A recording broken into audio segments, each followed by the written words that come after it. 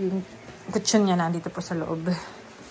Dalhin na para pag kapag labas si Jackson, nalagyan na lang namin. So yung ito pa lang yung ilalagay natin sa ating caddy bag. Sa ito, organizer siya. Ganito yung binili ko. Na so dami nating mga ganito. Wala akong nito nung first time kong mga anak doon kay Rabay. Wala akong ganito. Ito kasi para pag-search din ako ng para mas mabilis maglinis ng alam niyo na paghugas. Ayan. Ano ba? May kulang pa ba? Ewan. Feeling ko handa na hindi pa. Hindi ko alam kung di ako mapakali sa mga gamit o hindi ako mapakali dahil kinakabahan ako sa kung kailan ako manganganak. Yun, parang halo-halong emotions ako ngayon eh. Pero ang alam ko, malapit na siya. Sobrang galaw na ni Jackson sa aking, channel. Hi everyone! Welcome to my YouTube channel.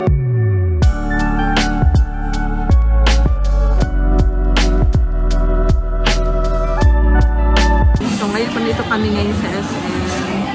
Halata sa itsura kong puyat kasi talagang hirap na rin ako makatulog lately. So, namili po kami sa department store na mga iba ko po kakailangan. Postpartum at yung mga essentials na kakailanganin ko po sa hospital. So, ito, papakita ko po sa inyo. Diyan, kakabili lang namin. Iba po, bibilan kami nung another na damitan para kay Jackson. So, ayan po. Tapos na dami mag-shirt. Coffee po. Si Rabay at si Ate Lizel nagagala at ayaw na naman hindi na naman mapirmi sa upuan si Rabay. Lunch muna po kami. Tapos bibili po kami na yung magkailangan. Para dito sa akin. Essential saka para sa cancer. Yan na yung food natin. Ayan po, nagbili tayo ng washing machine para po doon sa transient. Pinabili na po natin dyan yung mga kinita po natin. Itong nakaraan, yung mga nag-check-in po. Salamat po sa mga nag-check-in na po sa aming Transient Resort at sa mga nagbabalak pa po. Message nyo lang po ang Jax and Rabay Resort. Pwede nyo rin po akong i-message. So, ayun, andito tayo ngayon sa bahay and parang hindi nga ako mapakali na feeling ko parang may kulang pa pero ang alam ko kompleto naman na yung para sa mga gamit ni baby at para sa akin. So, ayun, meron tayong mga iba nga ililigpit and meron na rin pong nailigpit dito. Tinulungan din tayo natin, Nelia. So, ito nga yung sa dadalahin sa hospital. Pakita ko sa inyo. So, ito pa lang yung ilalagay natin sa ating caddy bag. Ito, organizer siya. Ito yung binili kong Avent na for newborn, pero baka magbili ulit ako ng Pigeon kasi Pigeon yung kay Rabay before nung newborn siya. Iba na dito sa ibang bag. Dito na yung diaper for newborn. Actually binili ko to sa online TikTok yata ako nagbili ng pang newborn. Mas mura kasi siya yung maramihan na. Ganito yung binili ko na so dami nating mga ganito bulak. Kasi ito kay Rabay. Ito kakabili lang namin ito kahapon kasi parang say kukulang yung damitan. So nagbili muna kayo pansamantala pang extra ni Baby Jackson. Ayan. Nilagay na natin dito yung ibang pang newborn. Ayan. Pahingal na hingal ako. Ayan. Dito nilagay. Ito walang pang laman. Mas konti pala naman yung ito marami yan. Lampin. Talagang ito dapat marami. Lampin. Tsaka yan, mga newborn na damit. Yan, ito yung meron ditong dati na ginabit kay Rabay. Meron ditong may mga ibang na-gift na sinama ko dito. Tapos meron akong ibang binili kasi meron akong mga pinagbigyan nung last time kay Rabay noon. Kaya nagdagdag tayo ngayon ng stock. Ito, tapos ito yung mga binili ko dito online. Ayan. Cotton siya. Kapag medyo mas malaki na siya ng konti. Yan. Yan po. Mga stocks natin dito for Jackson. Lagay natin dito. Ito nga, may nagbigay. Para naman ito medyas. Para kay Jackson din. Yung letter nga, oh. Ito galing. Dear Miss Jack, pasensya na, sabay ko lang. Ito na lang itong socks for your second baby boy. Add na kita sa FB last March pa. Di mo pa napansin. Ay, sorry po. Kaya ito ang FB niya ay si Ma'am Jesusa Rayara Cabrera. Ay, sige po, check ko po. Pasensya na po. Siguro natabunan. Nag-letter pa talaga. Thank you so much po dito sa medyas po para kay baby. Thank you po. Ito naman. Anti-slip na socks to. Dito tayo sa isang kwarto. Paayos ko nga pala ito. Andito na rin yung, kung naalala nyo. Tapos ito pa. Mga paranela and mga blanket.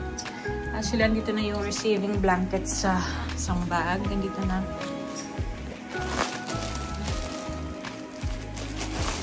Yan. Saka yung magiging ano niya. Higaan. Yan. Naka-ready na siya. Tapos, namili na rin ako ng, syempre, gagamitin ko.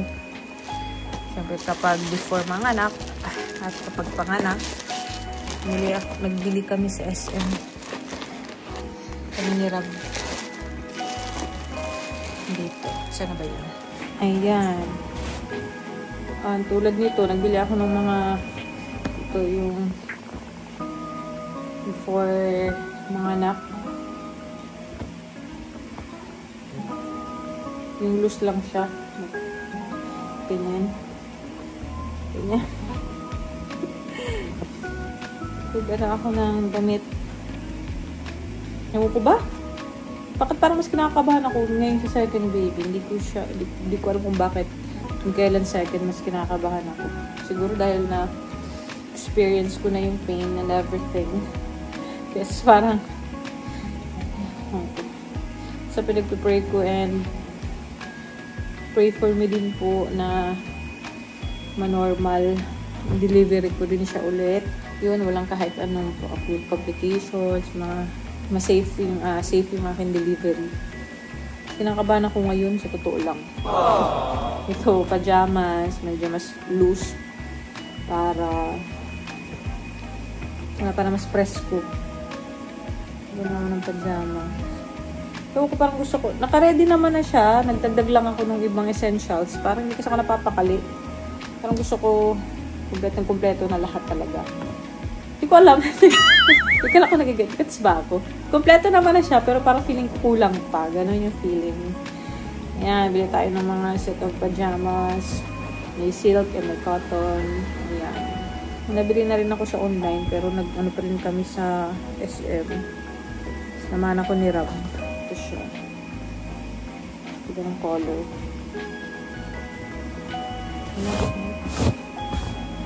Bumili tayo syempre ng mga other set of undies. Mas malambot. Saka parang medyo mas loose yung kinuha ko ngayon. Parang gusto ko lang press ko lahat. Konti lang naman ito. Yung new set na mga itong binili natin. Pandagdag lang.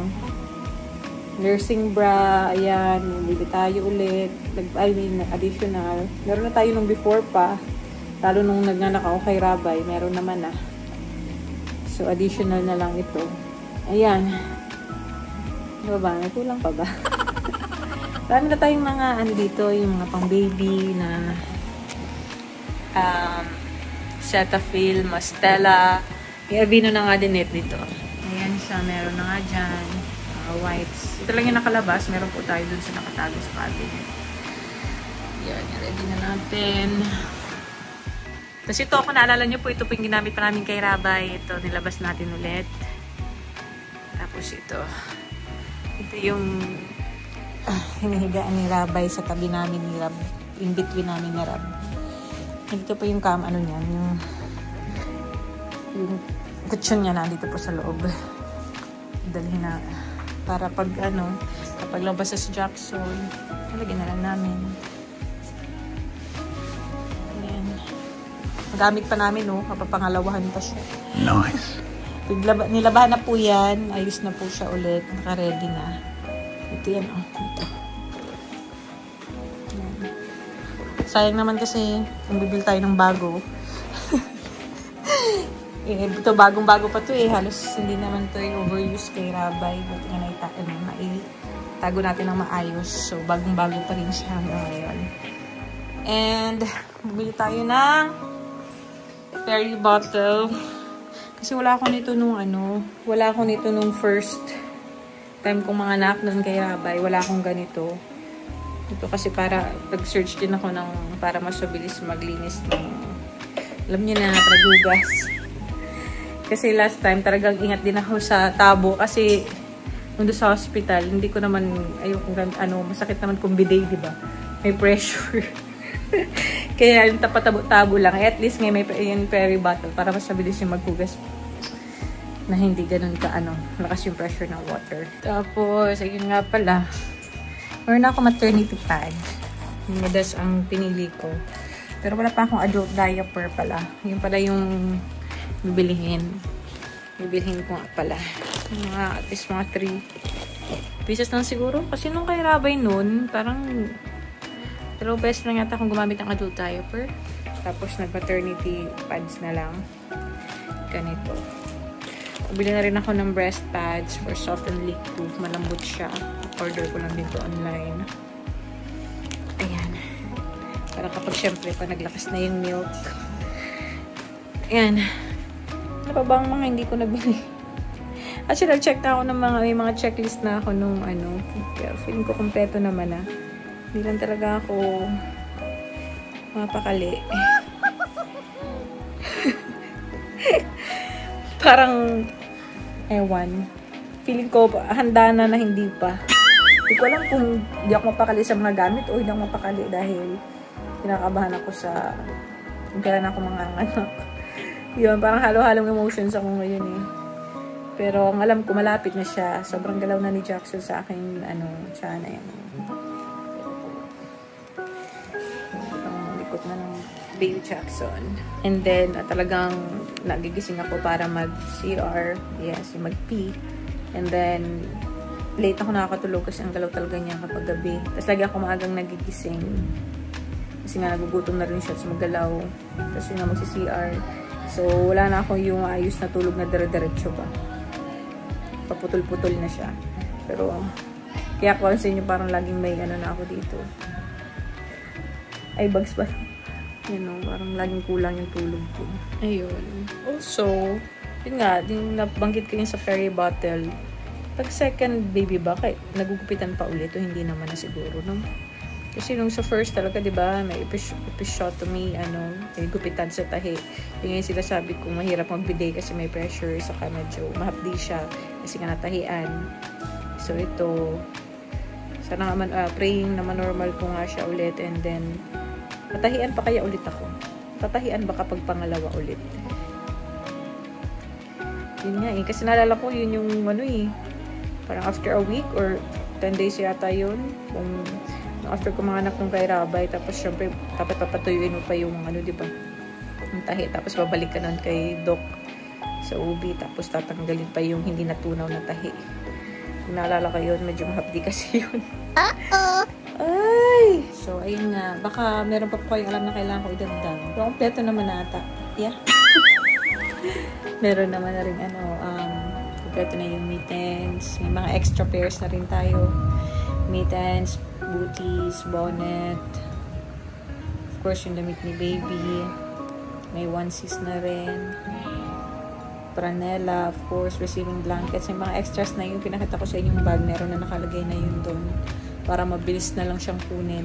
Tapos, baby oil if kung sakaling kailanganin. Pero noon kay Rabay, parang hindi yata ako nag-baby oil noon. Tapos, syempre yung para sa akin, ang feminine wash, yung Betadine or yung Gyne-Pro, yun yung inano sa akin ni OB, kahit yung kay Rabay pa. Ano ba? Socks.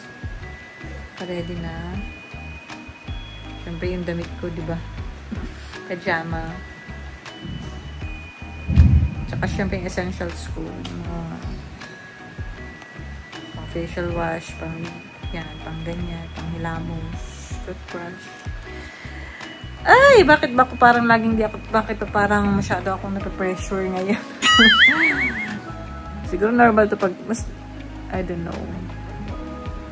Parang mas ano yung kaba ko ngayon compared nung first. May kaba nung una, pero mas iba yung kaba ko po ngayon second.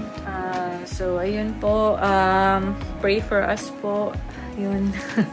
Yun lang po yung may healing ko po from all of you to pray for us. Yun po. Survive natin ang safe delivery. Yun po. Salamat nga po pala sa mga patuloy po na nagsusuporta po sa aking vlogs at mga may nagme-message or yun nga po na nag-aabang na po sa aking uploads. Thank you so much po sa inyong lahat. Ayan, nakakatuwa rin po dahil meron po nag-aabang po sa aking uploads. Salamat po sa inyong lahat. And salamat po sa suporta po ninyo. Lagi po kayong mag-iingat. God bless po sa inyong lahat.